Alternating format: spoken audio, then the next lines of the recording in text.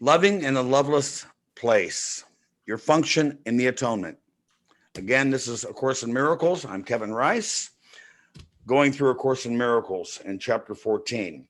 So let me unpack these paragraphs here separately, and I'll go probably, I have 7 paragraphs. I'll go 3 paragraphs, stop, and answer any questions that you have, and I'll answer them as well. Okay.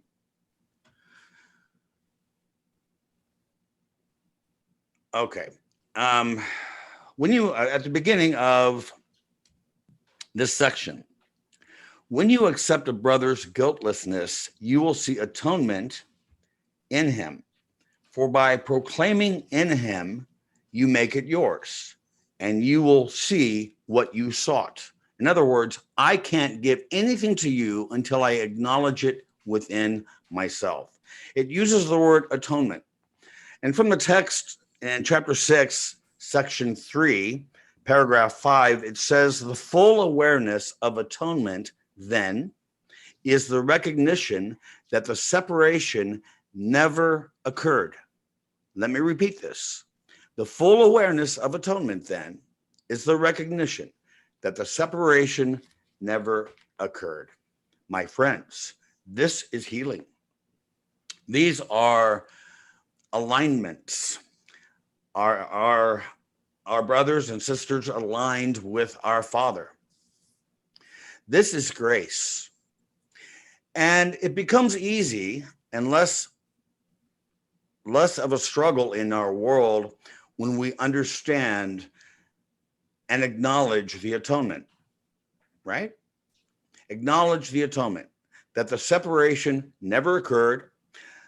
Salvation is nothing more than the recognition that what was never true, is not true now, and never will be, that the impossible has not occurred. God is as incapable of creating the ephemeral, the temporary, as the ego is incapable of creating the eternal. Y'all with me? Put a thumbs up. Okay, that is what we are talking about here. And so, for by proclaiming it in him, you make it yours. Look, this can be a pickle. Look, yesterday, people asked me when I put a picture of me on Facebook, were you at Starbucks? I'm like, yeah, I was at Starbucks going through this section. And I was reading this, but I felt something arising in my field of awareness, some tension, a decision that I had to make. And my friends, I use and practice the principles of A Course in Miracles every second of every minute, of every hour, of every day, of every week, of every year. Do I do it all the time? Sometimes those thoughts arise, those thoughts of separation arise from time to time. And what did I do yesterday? I said, Holy Spirit, decide for me. Because right now, the egoic mind is trying to devise and plan for an uncertainty that is arising in our field of awareness. So Holy Spirit, decide for me, please. Thank you. As soon as I left Starbucks, I got a phone call by an individual. And all of my decisions were done. They were done for me. I didn't have to make any decisions at all. Remember what I read earlier here. Well, I'll get to it a little later here. That the Holy Spirit not only was the decider, right? But he actually did it for me. That is easy breezy. That's easy breezy. We live and move and abide in God. You say, Kevin, what is your goal? My goal is God. My goal is the awareness of the atonement within my brothers and my sisters. Each one of you has an altar of holiness within you. And I can see it within you. You say, Kevin, do you have this altar of holiness within you? To the extent that I see it and extend it in you, then yes. holy, sacred. In other words, I'm not using the past against your present moment. I can't experience direct communication with God until and unless I remove any block of the past or the future covering over the present moment. Okay? I was reading a lesson this morning with one of the students, and in it, it says, I am preoccupied by my past. And it says when you do this lesson, for instance, if you have a emotional charge about a person popping up in your mind, you say, I'm seeming to think about this individual, but I am preoccupied by my past. I am preoccupied by my past. In other words, I'm not really thinking at all in that lesson. It says you think you're thinking there, but you're not thinking. You are blocking the voice of God, the voice for love, communicating to you. As A Course in Miracles says, God's voice speaks to you, but you do not hear it because you're too preoccupied by your own voice, the voice of fear, the voice of the ego. His guiltlessness is your atonement. Grant it to him, and you will see the truth of what you have acknowledged. Yet truth is offered first to be received, even as God gave it first to his son, right? So the atonement has been given to me as his son and has been given to you as well. And it can be acknowledged and experienced when you extend it. And the operative word there is acknowledgement. I acknowledge the holiness of my brothers and sisters. I acknowledge the holiness beyond your body to the unchanging, unchangeable nature of love and light and holiness and peace and joy that abides in you. I bless you. One thing I did at Starbucks yesterday, I had to go to my car and I thought of this individual and immediately popped up to John Doe, I offer you awareness. To John Doe, I offer you blessings. To John Doe, I offer you compassion, and so forth. I spent probably 15 minutes next to my car, extending and expressing the good, the sacred, and the beautiful to the sacred and the beautiful and the holy. And boy, it changes the trajectory of your mind immediately. Many of you here takes a walk, right? Put your hands up if you take a walk from time to time. Okay, several people. I do too. And when I do that, it is an opportunity for me to set myself right side up. That's it. Enlightenment does not ask that we never have those moments. It does ask that we never keep it, never hold on to it. What would you be without that story? As Byron Katie says, what would you be without that story? You'd be free. You'd experience the spaciousness of love and light and peace in this dimension. Second paragraph, I'm looking back to make sure that my dog is safe and good back behind me. He's been a good companion this week. So you who belong to the first cause, created by him like unto himself and part of him, are more than merely guiltless. The state of guiltlessness is only the condition in which what is not there has been removed from the disordered mind that thought it was. In other words, you're not only just guiltless, but you have removed all the disordered thoughts born from fear and hate and guilt has been removed from your mind. Okay? So you're not only without guilt, you're without blame, you're without being victimized, excuse my words there. You are blameless. And time and space goes by without its touch upon you. Sin, quote unquote sin, goes by without its touch upon you. Because through alignment, you have dislodged those disordered thoughts and has begun a journey back to your identification and yourself in this world. This state and only this must you attain with God beside you. For until you do, you will still think that you are separate from him. In other words, if I'm still thinking I'm separate from all of you, then I'm also believe that I will be separate from my Father, my source, my creator, the first cause. Okay. So if I even for a second try to find guilt or sin in a brother or sister, boom, my default is every sin I see within my brother but keeps us both in hell. Right? Nobody in this dimension is perfect. Right? Every dream body that we bump up against in this dream state is not perfect. Here's the news flash. They never will be perfect. Kevin Rice's self-image will never be perfect. I know this is a news flash for you, but it's true.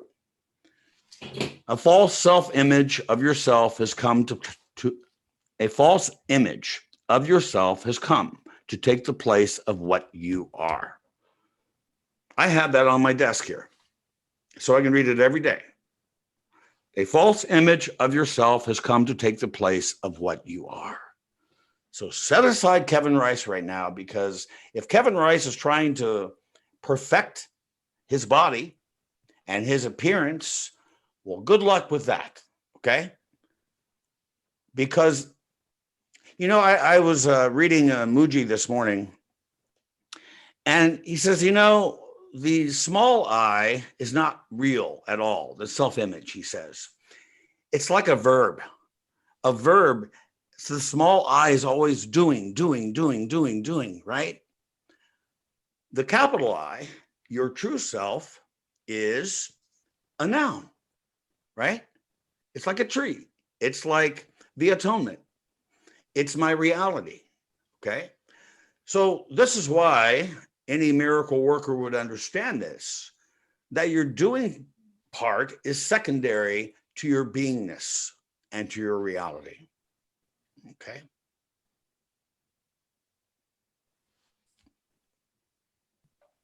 This state, and only this, must you attain, as I said, with God beside you, for until you do, you will still think that you are separate from him. In the middle of paragraph 3, it says, ask not to be forgiven, for this has already been accomplished. Ask rather to learn forgiveness and restore what always was to your unforgiving mind. Atonement becomes real and visible to them that use it. On earth, it is your only function, and you must learn that it is all that you want to learn, right? So what do I want to learn? I want to practice extreme forgiveness. And as this says here, when you practice the atonement, right? When you are practicing the atonement, you will experience real and visible manifestations of your work. Okay. I'm not going to get personal about this, but again, you're going to see it. Your world, this dimension begins to change as you begin to bless this world with the atonement, extreme forgiveness. So what is extreme forgiveness? Extreme forgiveness is nothing more than the recognition that I am the dreamer of the dream that I'm dreaming, not Kevin Rice, but the split mind. Okay. So set aside Kevin Rice here. The split mind is dreaming a dream. Okay. And that its content is not true. Its content of fear and guilt and blame, the battlefield, the content, the specifics of it is not true. Okay. So let's take a little break here and answer any questions that you have. You've got the floor, just unmute yourself. And somebody asked me what we are covering. Oh, and Mervyn responded. So thank you. Chapter 14, section, Christine, I think you have the purple book. So that'd be section 5. So the question from the attendee, what do I do when a person has waged a war against me? Are you in physical contact with this individual? Getting this war thought attack modality, where are you getting that from? The attendee says, it's in the past. This person has uprooted my life. So Reverend Chris Jackson mentioned this morning in his sermon at Unity on the Bay. By the way, we are on the platform of Unity on the Bay right now.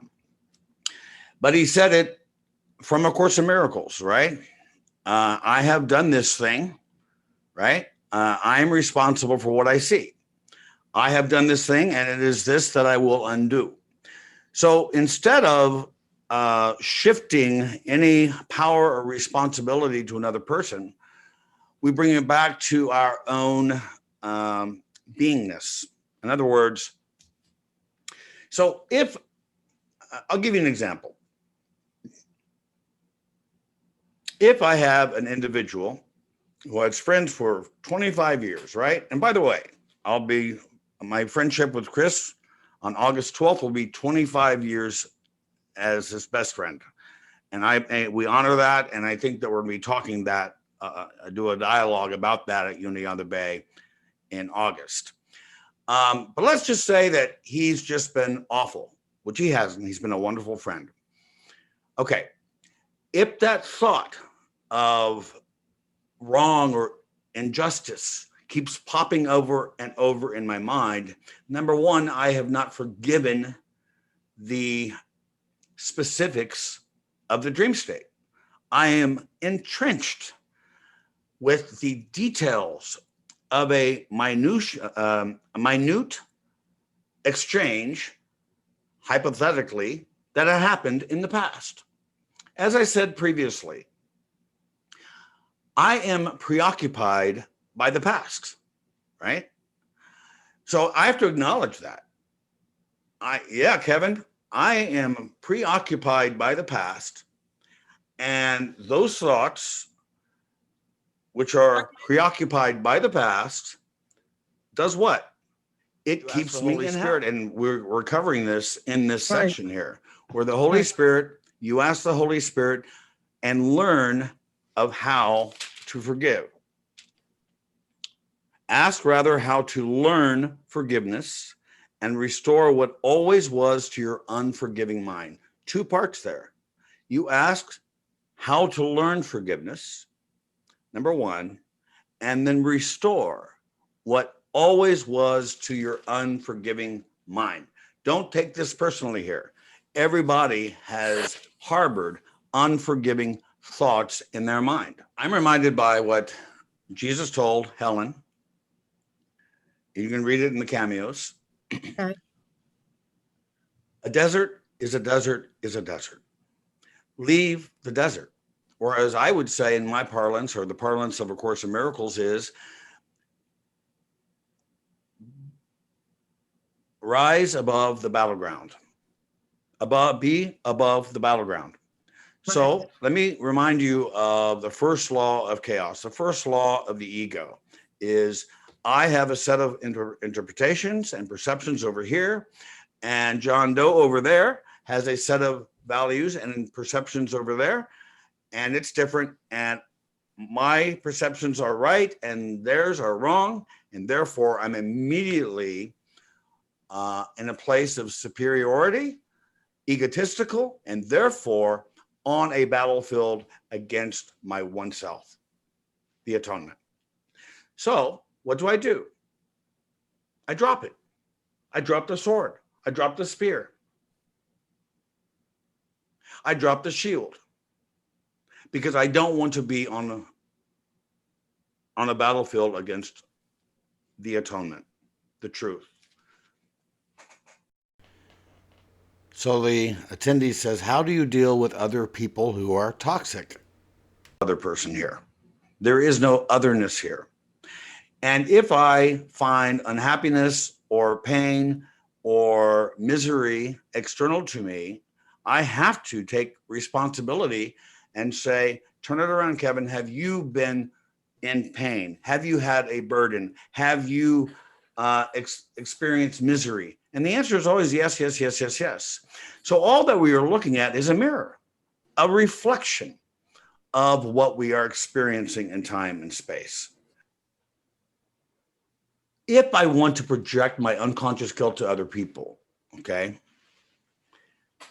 John Doe is full of more crap than a Christmas goose, okay? Okay. I'm projecting my unconscious guilt to John Doe, right? And out of that projection arises the perceptions that come from that projection, right? So all of the storyline, the narrative that I'm playing and dancing with, being a negative Nancy, gloomy Gus, and so forth, is arising because of my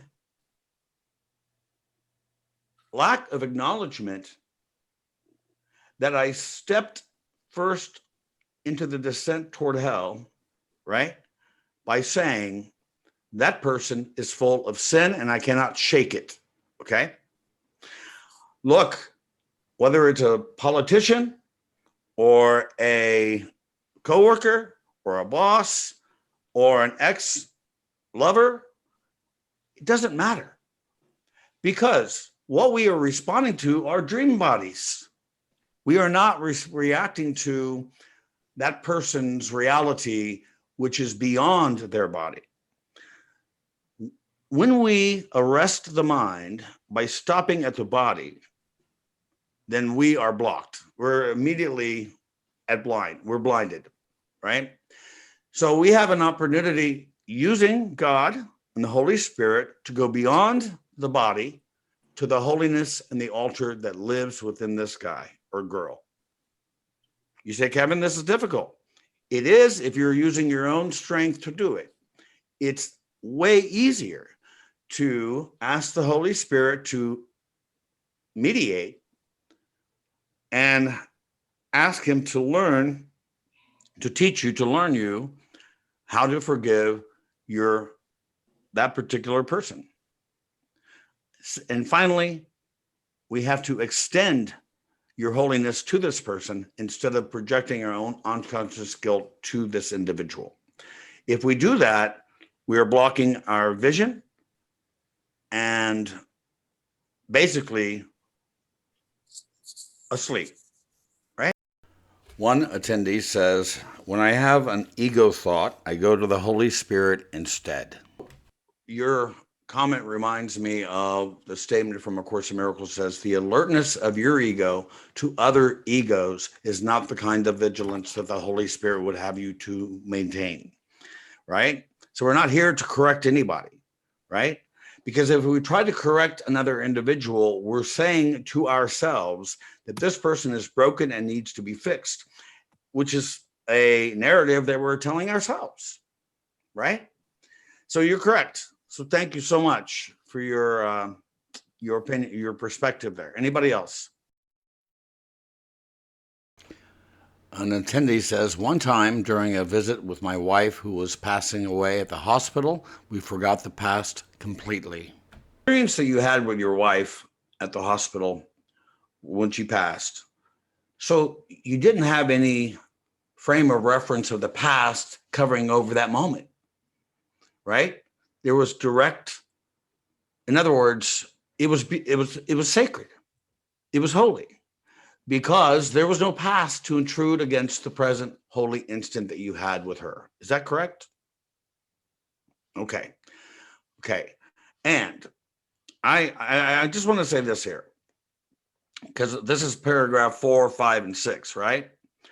Um, Keep in mind here, if I repeat this almost every week, if we foster guilt in our minds right now, and we'll see our past full of shame and sin, and see our future full of fear, we will repress it and project it to other people. They're the problem, not me. But in paragraph 5, oh, I love this. You will feel guilty till you learn this forgiveness. For in the end, whatever form it takes, your guilt arises from your failure to fulfill your function in God's mind with all of yours. All of your one mind. Okay. Decide that God is right and you are wrong about yourself. See, this is my thing is on my desk every day, right? A false image of yourself has come to take the place of what you are. So when it says, decide that God is right and you are wrong about yourself, that's what I'm talking about here. This self-image, this lifeless self-image, Kevin Rice, cannot hook me or run me or make decisions for me until I give him power to do that and give him life to do that. When I set aside the self-image here, as I let go of my illusions that I tinker with from time to time, like an onion, the layers come off slowly, slowly, slowly, lovingly, tenderly done, kindly done. You get to the core. And what is the core? You are the son and the daughter of the living God, not the self-image that keeps running us and hooking us each and every day. You say, Kevin, Ram Dass did a documentary on how to become a nobody.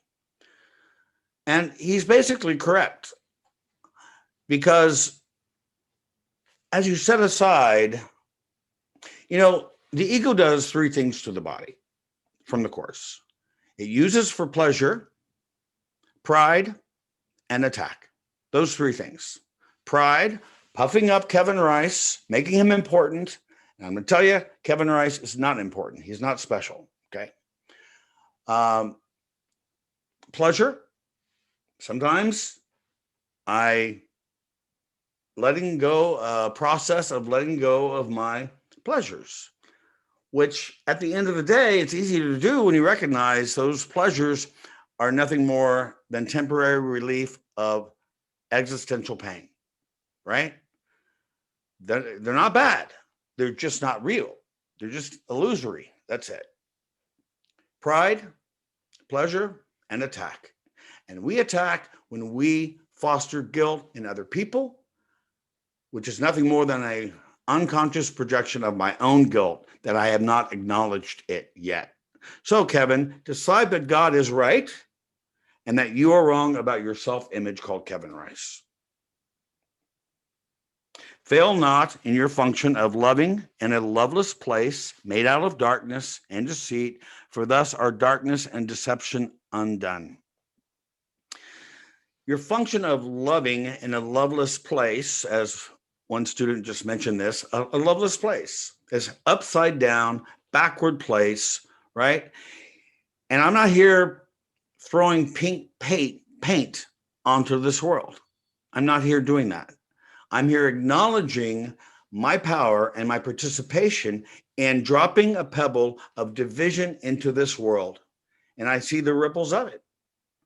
But because my mind is so potent and powerful, I can drop a pebble of love and unity and guiltlessness into the pool of awareness, and I will see the ripples of that as well. And one other thing too, is I will recognize that I'm not alone in this process. I am surrounded by mighty companions, and so are you. Right next to me, beside me, is the Holy Spirit, the voice for love, the indwelling spirit of love that lives within me, my source, my Father, my Creator. I am one with it. And then everything that Kevin Rice really wanted will come in fruition without his doing in this part. In other words, the Holy Spirit does it for you, as it said here in this section 6 and 7 here, and I'll answer any questions you have. Paragraph 6 in the Purple Book. Your function here is only to decide against deciding what you want, in recognition that you do not know. How then can you decide what you should do? Leave all decisions to the one who speaks for God and for your function as he knows it. So will he teach you to remove all the awful burden you have laid upon yourself by loving not the Son of God. Boy, that's it. I decide, I object to having love in my heart against this particular brother. But I can have love to everybody else, but not this one individual. We experience heaven together or not at all. No one. You say, Kevin, there's no people in your life that doesn't push your buttons? Of course there are. What do I do with those buttons? I say, Kevin, you're putting your own button. You are pushing your own buttons here. Nobody's pushing your buttons. The only person who's pushing your buttons is you, me. Happiness is an inside job. If I go south, right, which I have from time to time, I have an opportunity to choose once again, as A Course in Miracles says. This is one of my emails, by the way, choose once again at gmail.com. Choose once again at gmail.com. I said the email again. So will he teach you to remove all the awful burden you have laid upon yourself? Admit with me that it is a burden. The level of striving, the tension, the struggle,